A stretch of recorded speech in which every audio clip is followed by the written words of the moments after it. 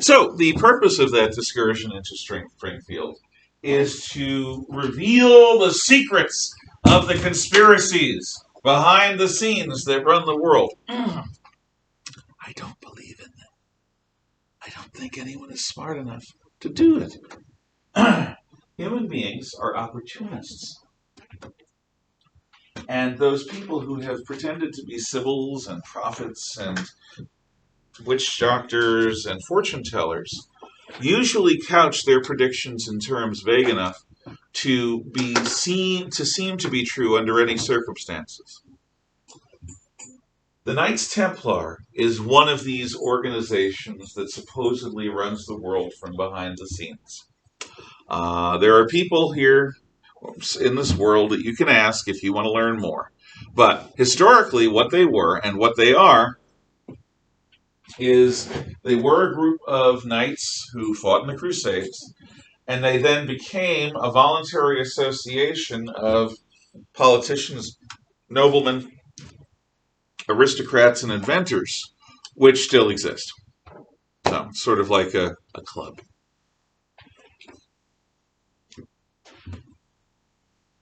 However, things began to go wrong when a group of crusaders, after the King's Crusade, decided to take ship with a Venetian fleet, a fleet out of Venice. Now, the Venetians had transported people to and from the Crusades and supplies to and from the Crusades for a while. But this is a complete Crusader army that embarks on the Venetian ships. And as they're leaving Venice, and they're passing by the coast of the Balkans, they point out that there are people who have taken control of Venetian towns and fortresses along the route to the Holy Land. Why should the Crusader Knights wait to fight wars and battles and wait to get paid until they get to the Holy Land? Why not do some fighting now for us, for pay? Be our mercenaries. So the warriors of God, the Crusaders, in this fleet say, yeah, sure, we'll do that. Suddenly, the Venetian fleet, with the help of this Crusader army, starts taking city after city, territory after territory that had been part of the Venetian Empire, or that the Venetians wanted to become part of their empire. They became a mercenary army for a merchant city like Venice. But they got paid. And then they were sent to Constantinople. Constantinople, capital of the Byzantine Empire. Constantinople, which had stood against siege after siege after siege. Constantinople, a city wealthy as the center of the Eastern Roman Empire still, long after the Western Roman Empire fell. And inside Constantinople, having been welcomed as allies, this Crusader army decides, you know what would be fun? To rape, murder, pillage, and burn. Yeah, baby, let's stick it to Constantinople. So the Crusaders sack Constantinople. They do this because they're already inside the walls. And nobody's going to stop them who can. The Byzantine soldiers who try are slaughtered. So, a Crusader army goes to the capital of an allied Christian state that invited them to the Crusades in the first place and sacks the place as if it's an enemy capital city. The bloom is beginning to come off the rose. The shiny ardor of Crusades just isn't what it used to be. The Crusader kingdoms are being pushed back further and further to the city of Acre on the coast. And then somebody gets an idea. You know, we've done a lot of waging war, but that isn't really the Christian way. How many times did Christ go to war? You know what we need to do? We need to wage peace. Yeah, let's wage peace. Let's bring the same degree of intensity and ardor and dedication to waging peace that we used to bring to waging war. You know who's really wonderful? Kids. God bless them. They say the darndest things. And they're innocent. They haven't been jaded by the world into becoming cynical and fallen. Kids can speak about the love of God and mean it to the toes of their bodies with every fiber of their being. So what we're going to do, we backers, is we're going to wage peace with a children's crusade. We are going to recruit beautiful children from all over Europe. Children with wonderful eyes and winsome smiles and nice voices, well-behaved children, diligent, dedicated children, children who go to church and pray and mean every single word. And we are going to send them to our Muslim brothers and sisters.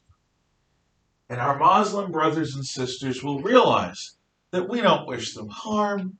We're waging peace, not war. We are sending our greatest treasure, our children, east to spread the word of brotherly love. Yeah, let's try that. After all, nobody ever does this in the real world. We are. Well, actually, the kids we recruit are. So children are recruited from all over Europe to go to the ports of Venice, Genoa, to go east to spread love and wage peace with the Muslims.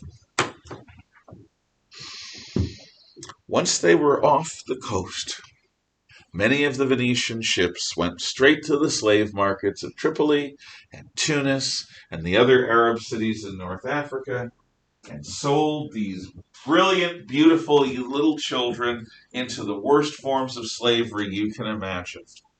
Because they were not just bought for their labor. They were bought so that the men of those cities and who bought slaves in those markets could have somebody exotic in their harem of slaves. Or they were brought all the way to the Holy Land where they were enslaved.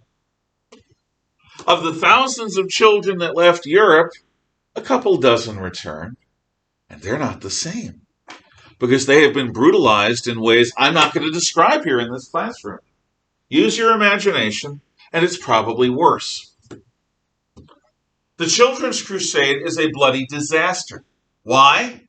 Because the idealism of waging peace, how can I put this in a way that will be clear, has never worked in that way. You can wage peace on an individual level, but to send an army of beautiful, innocent, helpless children into a Mediterranean dominated by race war and religious war, and it includes slavery, and you're sending these kids to the slaughterhouse. And if only they had died quickly, it would have been better for them. The bloom is definitely coming off the rose. And in fact, crusading is dying. Sending troops to the Holy Land is dying, and by the time the city of Acre is taken by the Muslims, the Crusader spirit is dead. Now, why did people do this? Well, remember, people went crusading to do something good with their life, God, glory, and gold. But they also did it because the church offered something in return. They weren't going to offer the 72 virgins. That's an Islamic thing. They weren't going to offer physical pleasures in paradise. Again, that is not a very Christian way of looking at the Godhead. But what they are going to do is offer time off from purgatory. So if you are young, healthy and strong, willing to go wear armor and fight for the Holy Land, You can have many of your sins forgiven without going through the nasty bit of changing your ways, simply and strictly because you were a crusader.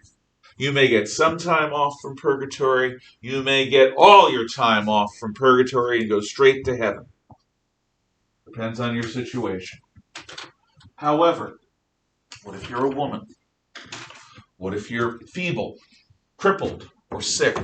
What if you're too old to crusade and you've got money and you want to help? Can you crusade vicariously? This is very important. Can you crusade without actually putting on armor and going to fight? And the answer is yes! The church will let you do that by buying indulgences. If you pay for a crusader's armor who is poor, if you pay for their weapons, or their horse, or their fodder, or their food, or their medical supplies, or their travel, if you pay for anything that the crusader does, you are going to be considered to be crusading with them. Not with your body, but with your money, with your support. These indulgences begin to be used in anything that is called a crusade. So, if you buy a sufficient indulgence, you can get enough time off from purgatory to compensate for that thievery you did when you were younger. Or when you beat up that fellow when you were drunk, you can get an indulgence to pay for that. And soon, in the late Middle Ages, people began to think in terms of how much money do certain sins cost and stock up in order to pay almost in advance for the sins that they're about to commit. Now, if you think about that, gee, I want to kill this guy and marry his wife. I'm engaged in murder, adultery, conspiracy, theft because I'm stealing his property. So I'm going to amass a huge amount of money, or I'm going to promise, if I get this guy's property, to pay a third of it to the church. And that'll get me out of hell and into purgatory. Or it'll get me out of purgatory, if I pay enough, into heaven. This is not a Christian way of looking at life. Unfortunately, the Crusades lead to the indulgences. For people who choose not to or cannot crusade in body, they are allowed to crusade vicariously through money. And this indulgence thing is going to cause major problems early next year when we talk about Luther and the Protestant Reformation.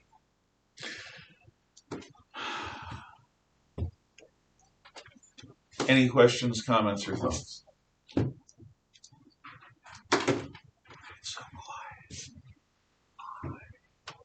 How long was it between the Crusades and when Martin Luther actually wrote? The Crusades end in the 1300s. Luther writes in the early 1500s. Okay. But other people made the same criticisms Luther did. They just got burned at the stake as heretics. And he was a bit more public about it, too. He also was lucky enough to live at a time when the printing press was becoming big. Yeah. And I'll be teaching about that extensively next year when we cover it. But basically, one of his criticisms of the church, one of them, is this notion that you can buy your way out of sins. And there is something so fundamentally corrupt about that. The church didn't start that way. And to its credit, the church never actually said you can buy your way out of sins, especially sins that you haven't even committed yet. But they did allow people to think that in some cases. And so it's one of the things that ends up splitting the Christian church into Catholic and Protestant. And that money went straight to the church, right? And that money went to the church, which was spent on crusades of one kind or another.